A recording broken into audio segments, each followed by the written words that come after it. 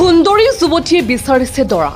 Hello guys, আমাৰ একটা পাত্ৰ চাই। দৰা বিচাৰি সামাজিক মাধ্যমত কাটৰ আহ্বান সুন্দৰী যুৱতীৰ।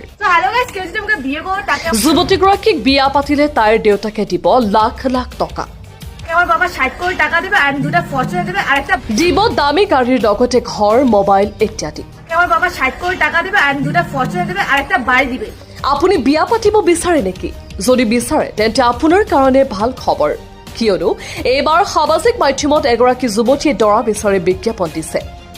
যুৱতীগৰাকীৰ নাম ৰিয়া, গাৰ বৰণ কলা, লগতে উচ্চ মাধ্যমিকত ফেইল কৰিছে তাই। আমাৰ নাম ৰিয়া সেন, আমি থাকি শিলিগুড়িতে, আমাৰ গায়েৰ ৰং কালো আৰ আমি 10 ফেল। যদি যুৱতীগৰাকীয়ে প্ৰকাশ কৰা মতে তাইক এজন পাত্ৰৰ প্ৰয়োজন হৈছে। যুৱতীগৰাকীক বিয়া পাতিলে তাইৰ দেউতাকে দিব লাখ লাখ টকা, দিব দামী গাড়ীৰ লগতে ঘৰ মোবাইল ইত্যাদি। সাধাৰণতে দেখা যায় যে ল'ৰাই পত্নী বিচাৰি বিজ্ঞাপন দিয়ে, কিন্তু এইবাৰ সম্পূৰ্ণ বিপৰীত। এইবাৰ এগৰাকী যুৱতীয়ে দৰা বিচাৰি সামাজিক মাধ্যমত বিজ্ঞাপন দিছে।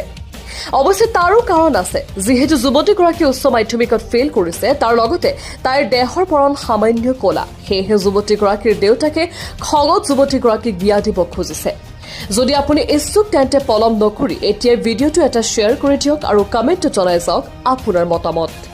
হ্যালো গাইস, কেউ যদি আমাকে বিয়ে করো তাকে আমার বাবা 60 কোটি টাকা দেবে আর দুটা ফরচুনার দেবে আর একটা বাড়ি দিবে। তো কেউ যদি আছো তো আমাকে এখনই কমেন্টে জানাও নিচে।